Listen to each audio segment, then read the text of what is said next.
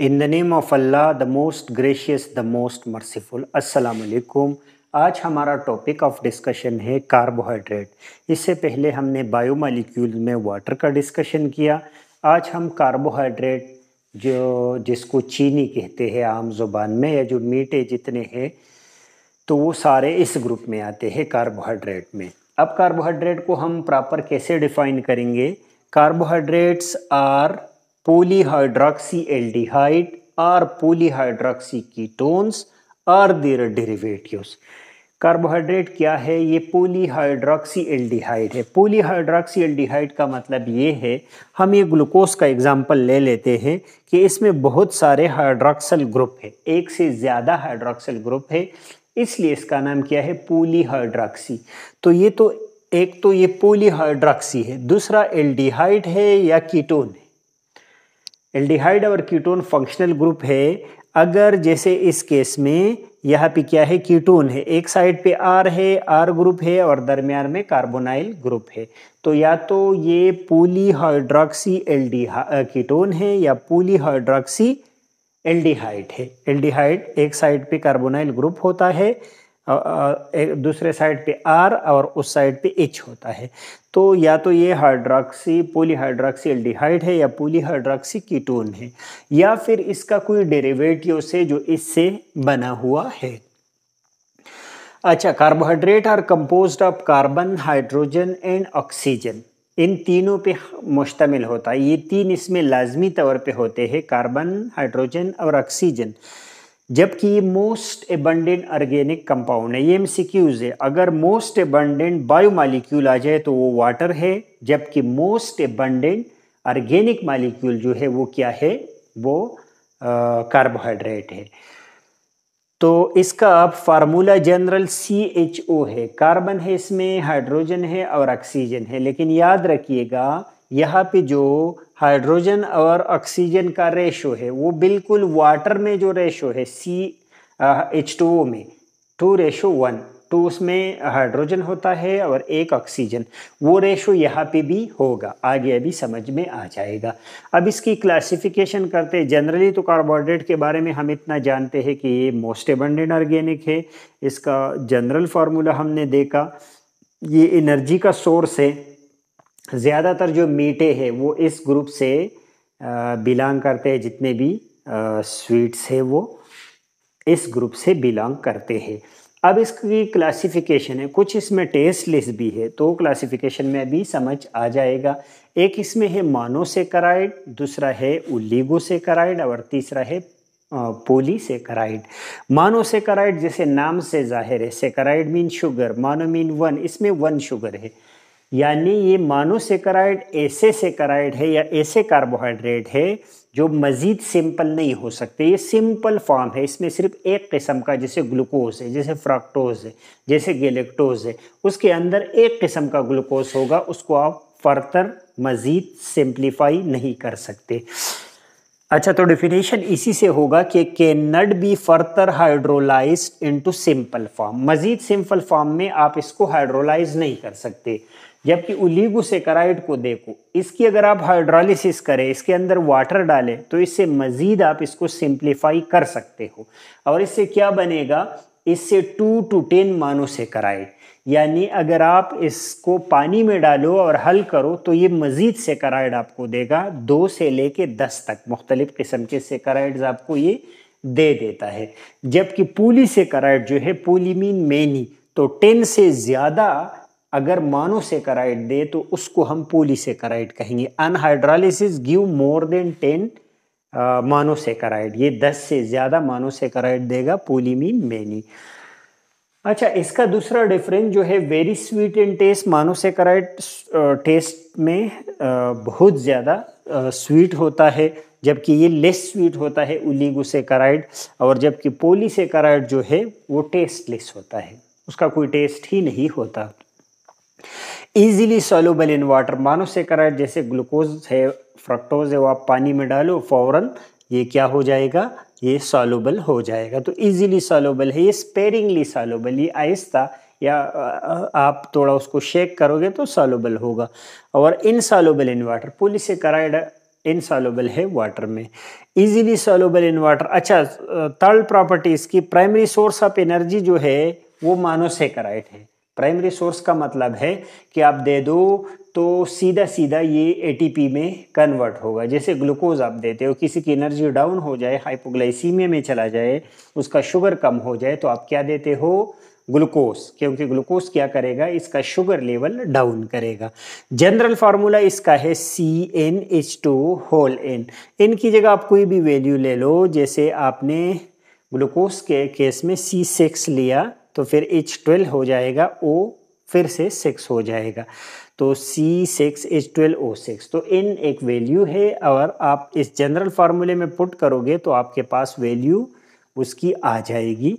और इसमें जो रेशो होगा वो H2O वाला होगा, यानी हाइड्रोजन और ऑक्सीजन के दरमियान जो रेशो है, अगर 2 हाइड्रोजन है तो वहाँ पे 1 ऑक्सीजन होगा। वाटर में भी ऐसा होता है और कार्बोहाइड्रेट में भी।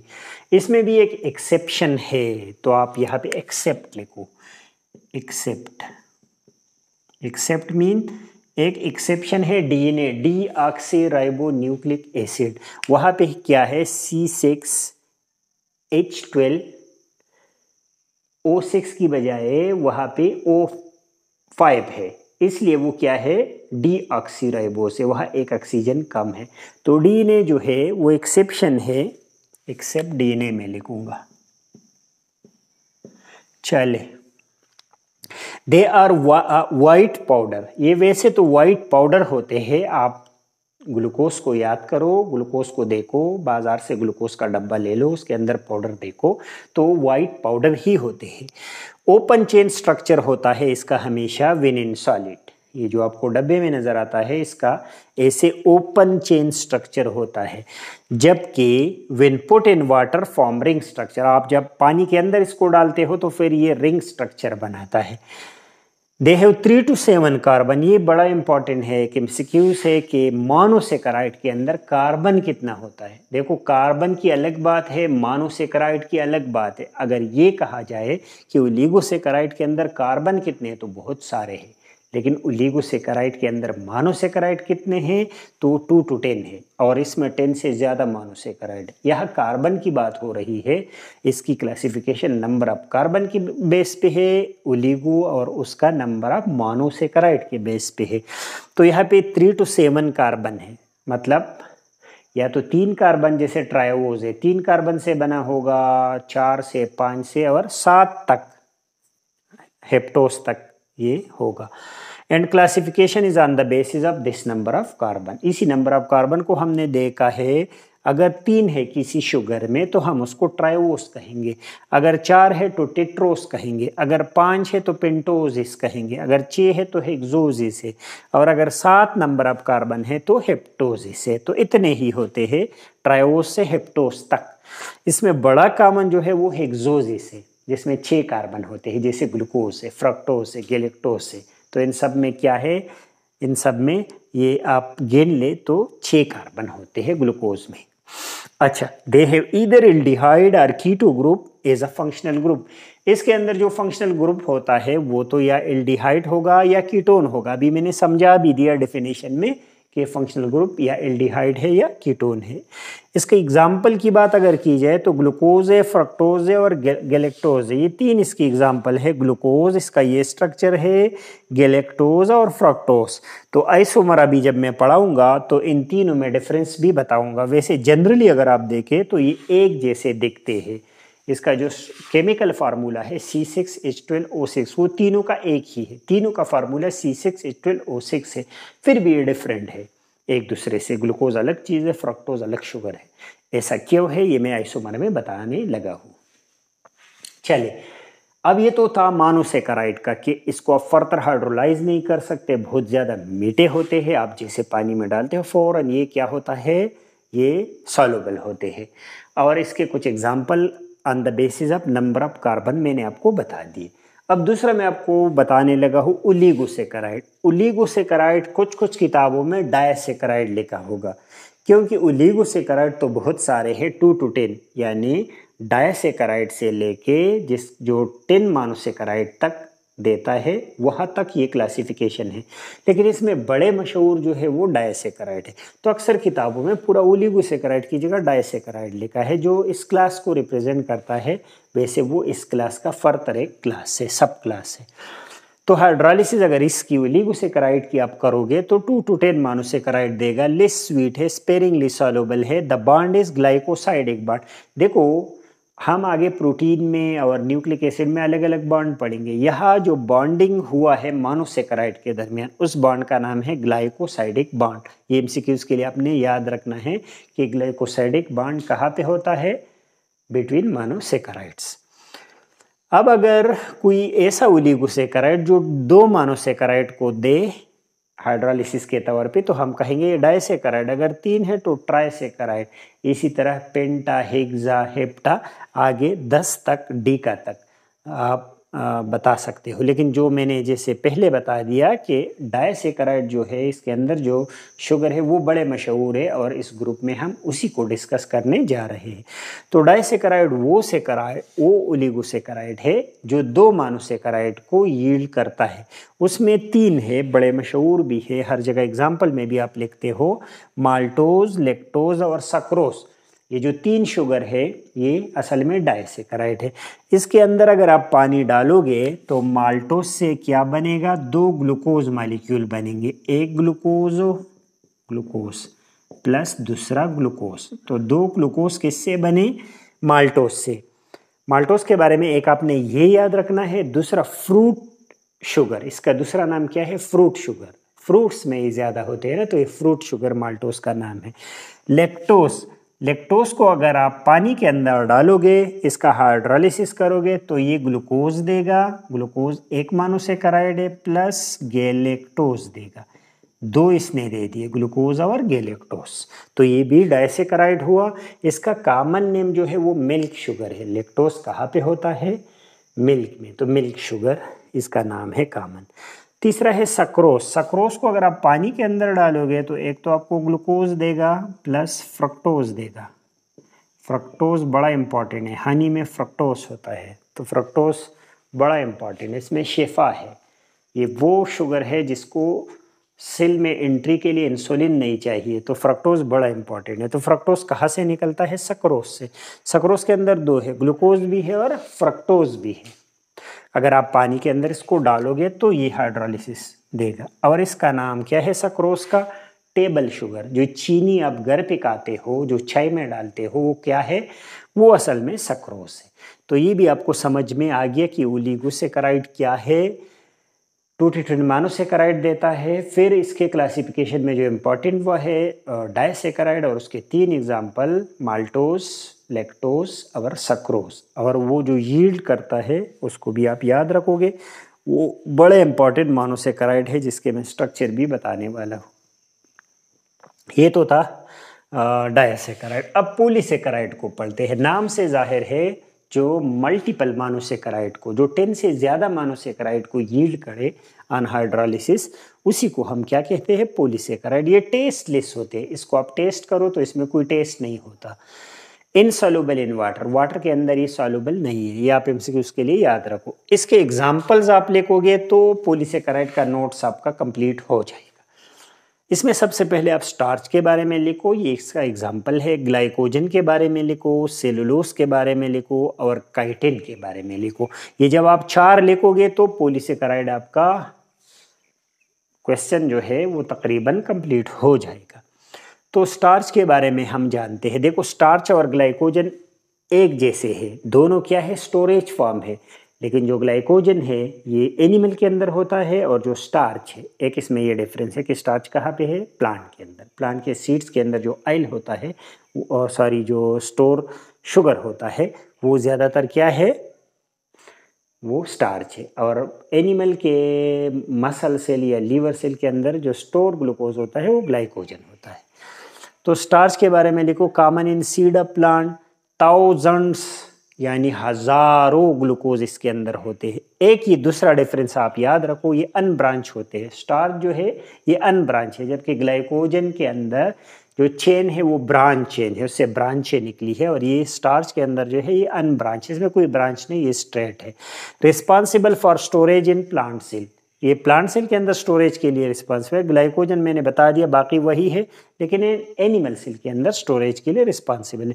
इसमें भी थाउजेंड्स ऑफ ग्लूकोज होते हैं, ये ब्रांच्ड होते हैं। देखो वो अनब्रांच था, सीधा सीधा था, अनब्रांच था, स्टार्च की बात कर रहा हूँ, जबकि ग्लाइकोजन जो एनिमल है ना, एनिमल वाला वो ब्रांच है। एनिमल में क्या होते हैं, एनिमल में ऐसे 4 पैर होते हैं ना, ब्रांच होते हैं, ब्रांच है, ये ब्रांच्ड है। Storage in animal cell, animal cell के अंदर स्टोरेज का काम करते हैं। और present in liver and muscle cell, animal के अंदर लीवर और मसल में ग्लाइकोजन प्रेजेंट होता है, तो वो लिखा है यहाँ। सेलुलोस, सेलुलोज की बात जहन में आ जाए तो कॉटन को याद रखो, कपास जो कॉटन होता है वो सेलुलोज है, या सिलवाल को याद रखो, सिलवाल सेलुलोज से बना होता है। तो ये तो अनब्रांच चेन ऑफ ग्लूकोज है, क्योंकि ये स्टार्च के करीब करीब है। प्लांट में ये भी होता है, प्लांट में ये भी होता है, तो ये भी अनब्रांच्ड है, ये भी अनब्रांच्ड है, तो अनब्रांच चेन है। Most abundant carbohydrate in nature, अच्छा देखो, most abundant carbohydrate in nature, carbohydrate जो है और नेचर में आपस में अगर आप मुवाजना करें तो सेलुलोज सबसे ज़्यादा। देखो हर प्लांट के अंदर सेलवाल है, और सेलवाल के अंदर क्या है, सेलुलोज, तो सेलुलोज बहुत एबंडेंट है। Cotton is also a cellulose, cotton is the example of cellulose. Chitin, chitin की बात जब आ जाए तो आपने सीधा सीधा फंजाई को याद रखना है, क्योंकि फंजाई का सेलवाल काइटिन से बना होता है। या फिर आपने एक्सोस्केलेटन को याद करना है, एक्सोस्केलेटन जो कि आर्थ्रोपोड होते हैं, जो कि ये चिविंटिया वगैरह होती है, तो उसका जो एक्सटर्नल सख्त सा शेल है वो किस चीज़ से बना होता है, वो काइटिन से बना होता है। सिमिलर टू सेलुलोज, ये भी सेलुलोज जैसा है, but the basic unit in it is not glucose. देखो वहाँ स्टार्च में सेलुलोज में क्या था, सेलुलोज में ये सेलुलोज जैसा है, क्योंकि उससे भी सेल वाल बना होता है लेकिन वो प्लांट के अंदर, और इससे भी सेल वाल बना होता है लेकिन फंजाई के अंदर, लेकिन उसमें ग्लूकोज यूनिट है, इसमें ग्लूकोज नहीं है। तो ग्लूकोज की जगह बेसिक यूनिट इसमें क्या है, N acetyl glucosamine, N acetyl glucosamine इसमें, जो कि ग्लूकोज डेरिवेटिव है, बेसिक यूनिट है।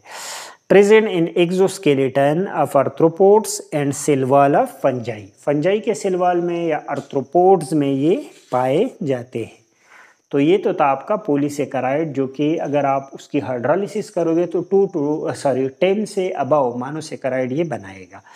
और इसके कुछ एग्जाम्पल है, आप वो लिखोगे, स्टार्च, ग्लाइकोजन, सेलुलोज और काइटिन, तो ये क्वेश्चन कंप्लीट हो जाएगा। अच्छा, अब कुछ आइसोमर्स के बारे में आपको बता दूं, क्योंकि इसके अंदर मैंने बात की कि ग्लूकोज और गैलेक्टोज और फ्रक्टोज एक जैसे हैं, यानी एक दूसरे के आइसोमर है। अब इसमें डिफरेंस क्या है, तो आइसोमर क्या होते हैं, those molecule which have the same molecular formula. इसका मॉलिक्यूलर फार्मूला C6H12O6 सेम है, तो डिफरेंट क्या है, बट डिफरेंट स्ट्रक्चरल फार्मूला। लेकिन ये जो स्ट्रक्चर बना है ना, इसमें कहीं ना कहीं डिफरेंट है, मैं अभी आपको बता देता हूँ। फॉर एग्जांपल ग्लूकोज, यह एग्जांपल में क्या लिखो, ग्लूकोज लिखो, गैलेक्टोज लिखो और फ्रक्टोज लिखो। ये आप बनाओगे तो आपका डेफिनेशन भी हो जाएगा और आपका जो क्वेश्चन के अंदर डायग्राम है वो भी बन जाएगा। ये पहला वाला ग्लूकोज का है, इसमें सीधे सीधे 6 कार्बन है और बहुत सारे हाइड्रोक्सिल ग्रुप है और हाइड्रोजन है और कार्बोनाइल ग्रुप है। इसमें देखो ऊपर के सर पे कार्बोनाइल ग्रुप है, इसका मतलब है कि एल्डिहाइड ग्रुप है। तो ग्लूकोज में जो फंक्शनल ग्रुप है वो एल्डिहाइड है, गैलेक्टोज में जो फंक्शनल ग्रुप है वो भी एल्डिहाइड है, फ्रक्टोज में जो फंक्शनल ग्रुप है वो कीटोन है। तो देखो फ्रक्टोज तो कीटोन वाला है, ये तो अलग हो गया। ये दोनों जो है नाम भी एक जैसे, ग्लूकोज और गैलेक्टोज, इन दोनों के अंदर जो फंक्शनल ग्रुप है वो कीटोन है। तो इन दोनों में क्या डिफरेंस हुआ, इन दोनों में डिफरेंस यहाँ देखो इसकी अरेंजमेंट में हुआ, इनके स्ट्रक्चर में हुआ। यहाँ हाइड्रोक्सिल ग्रुप एक साइड पे है जबकि यहाँ दूसरे साइड पे है। देखो एक में राइट हाइड्रोक्सिल है, दूसरे में लेफ्ट साइड पे हाइड्रोक्सिल है। आप देखो इसको, राइट साइड पे हाइड्रोक्सिल है, यहाँ लेफ्ट साइड पे हाइड्रोक्सिल ग्रुप है, जबकि हाइड्रोजन उल्टा साइड पे है दोनों के। तो ये इन दोनों में सिर्फ एक कार्बन नंबर 4 पे ये डिफरेंस है, बाकी इसका स्ट्रक्चर सेम टू सेम है। तो आप ग्लूकोज का स्ट्रक्चर याद रखो, एक एल्डिहाइड वाला पूरा 6 का कार्बन बनाओ, उसमें पहला शुरू जो करो कार्बन नंबर 2 से आप जो आपका लेफ्ट साइड है इस पे पहला हाइड्रोक्सल ग्रुप लगाओ, तो फिर देखो एक सिर्फ हाइड्रोजन करो, तीसरे पे बाकी सारे हाइड्रोक्सल ग्रुप करो। और उल्टा करोगे तो यहाँ अगर हाइड्रोक्सल हो तो यहाँ ज़रूर हाइड्रोजन आएगा, यहाँ हाइड्रोजन हो तो यहाँ हाइड्रोक्सल, हाइड्रोक्सल तो हाइड्रोजन, हाइड्रोक्सल तो हाइड्रोजन, हाइड्रोक्सल तो हाइड्रोजन। ठीक है, अगर जब ये इसका पता चल गया तो गैलेक्टोज में सिर्फ कार्बन नंबर 4 को छेड़ो। अगर हाइड्रोक्सल इस साइड पे है तो इसमें उस साइड पे करो, स्ट्रक्चर बन गया आसान। उसमें क्या डिफरेंस डालो, उसमें बिल्कुल ग्लूकोज बनाओ, लेकिन जो पहले कार्बन पे कार्बोनाइल ग्रुप है उसको दूसरे पे करो, और हाइड्रोक्सल जो नीचे है उसको ऊपर करो, बाकी सेम टू सेम है। तो ये 3 स्ट्रक्चर आपके बन गए। ये आइसोमर है एक दूसरे के। एक होता है स्टीरियो आइसोमर। स्टीरियो आइसोमर का मतलब होता है मॉलिक्यूल है same molecular formula but different in spatial arrangement. अगर आप स्पेस में इसकी अरेंजमेंट करो तो एक में एटम यहाँ पे आएगा तो दूसरे में दूसरे साइड पे आएगा, तो हम कहेंगे ये स्टीरियो आइसोमर है। अब स्टीरियो आइसोमर का एक टाइप है जिसका नाम है ऑप्टिकल आइसोमर। ऑप्टिकल रोशनी से निकला है। तो ऑप्टिकल आइसोमर क्या होता है, ये ऐसे मॉलिक्यूल है कि ये तो सिमिलर है, लेकिन आप जब इसको रखते हो और इससे प्लेन पोलराइज लाइट पास करते हो तो एक में क्या हो जाएगा कि ये जो प्लेन पोलराइज लाइट है ये राइट साइड की तरफ डाइवर्ज होगा, जबकि दूसरे में लेफ्ट साइड की तरफ डाइवर्ज होगा। Molecule that have same chemical formula but they rotate the plane polarized light to different side. For example, एक होता है डी ग्लूकोज, डेक्स्ट्रो ग्लूकोज जो राइट साइड की तरफ रोटेट करता है, और दूसरा है एल ग्लूकोज, वही ग्लूकोज है लेकिन ये लाइट को किस तरह घुमाता है, लेफ्ट साइड की तरफ, लीवो रोटेटरी है। अच्छा, इससे एक बात आपको बता दूं कि our body uses only right handed sugar. हमारे बॉडी के अंदर जो राइट हैंडेड शुगर है सिर्फ वो यूज होता है, लेफ्ट वाले यूज नहीं होते। एमसीक्यूज के लिए आपने ना याद रखना है। ये तो हो गया आइसोमर के बारे में। अब सिर्फ इसका फंक्शन रहता है कि फंक्शन इसका क्या है। तो ग्लूकोज का क्या फंक्शन है हम सब जानते हैं। हम कमज़ोर होते हैं, हम हाइपोग्लाइसीमिया में जाते हैं, हमारी आंखों के अंदर धुंधलाहट होता है, तो डॉक्टर फौरन हमें क्या देता है, ग्लूकोज। ये क्यों देता है, glucose is a source of energy, ये एनर्जी है। Glucose is a source of energy. 1 ग्राम में 4 किलो कैलोरी एनर्जी होती है। एक क्विक सोर्स होता है। क्विक सोर्स का मतलब है, क्योंकि पहले भी हमने कहा प्राइमरी सोर्स है, आप जैसे देते हो एटीपी में कन्वर्ट होता है। स्टोरेज मॉलिक्यूल है ये, जैसे हमने पढ़ा कि ग्लाइकोजन है, स्टार्च है, वो क्या काम करता है, स्टोरेज का। तो स्टोरेज मॉलिक्यूल है ग्लूकोज। स्ट्रेंथ देता है प्लांट को, सेलुलोज को देखो एक खास शेप देता है, और सपोर्ट, ट्रिपल एस से याद रखो, स्ट्रेंथ, शेप, सपोर्ट देते हैं। अब नॉर्मल ब्लड ग्लूकोज का आपको बता दूं कि नॉर्मल ब्लड ग्लूकोज कितना होता है, तो ये डिफरेंट होते हैं। डिफरेंट का मतलब है कि अगर आप फास्टिंग में हो, यानी आपने कुछ खाया नहीं 8 घंटों से, 6 से 8 घंटों तक आपने कुछ नहीं खाया, और कोई आपका ब्लड ग्लूकोज लेवल करे कि आपके ब्लड में कितना ग्लूकोज है, तो ये 110 या 100 से बिलो होता है, यानी 70 to 100 होता है। ये फास्टिंग की बात कर रहा हूँ, इसका यूनिट है मिलीग्राम पर डेसीलीटर। अब अगर फास्टिंग में आपने 8 घंटों से कुछ नहीं खाया और आपका थोड़ा ज़्यादा है, यानी 120 है, 125 तक है, तो हम कहेंगे ये बंदा प्री डायबिटिक है, इसको फ्यूचर में डायबिटीज़ होगा, शुगर होगा, तो उसको हम कहते हैं आप परहेज शुरू करो। आप क्या करो, आप केयर स्टार्ट करो, लाइफस्टाइल को चेंज करो, खाने में शुगर को कम करो, एक्सरसाइज शुरू करो, ओबेसिटी को कम करो, सारे रिस्क फैक्टर ख़त्म करो। लेकिन अगर 126 से अबव आया या 126 आया तो गाइडलाइन के मुताबिक हम क्या कहेंगे, इसको डायबिटिक, हम कहेंगे इसको शुगर है, उसको फिर हम मेडिसिन भी देंगे और उसका लाइफस्टाइल भी चेंज करेंगे। अगर 126 मिलीग्राम पर डेसीलीटर से ज़्यादा या 126 से फास्टिंग में। ये तो था फास्टिंग की बात। अब किसी ने खाना खाया और 2 घंटे बाद चेक किया तो बहुत ज़्यादा होगा, बहुत ज़्यादा होगा, उसको हम कहते हैं रैंडम ब्लड शुगर। लिखा होगा चिट पे RBS, और फास्टिंग के लिए लिखा होगा FBS, fasting blood sugar, random blood sugar. तो रैंडम ब्लड शुगर कितना होता है, तो रैंडम ब्लड शुगर होता है 125 से 180 तक। अगर 180 तक है तो हम कहेंगे इट्स ओके, लेकिन 120 से 200 तक है तो हम कहेंगे प्री डायबिटिक है, लाइफस्टाइल चेंज करो। 200 से अबाव हुआ या 180 से भी above diabetic pre diabetic consider हो जाए, 200 से अबव हो जाए तो फिर आप क्या करें कि ये कन्फर्म डायबिटीज़ है, शुगर है, इसका भी इलाज करो। लेकिन अगर ये नहार मुँह नहीं है, ये खाना खाने के 2 घंटे बाद अगर 200 आ जाए तो आपने इसको शुगर कंसिडर करना है। अदरवाइज आपने इसके लिए अकॉर्डिंग टू द वैल्यू फिर इलाज देना है अगर इसका ज़्यादा है तो फास्टिंग और रैंडम का फ़र्क आपको समझ में आ गया।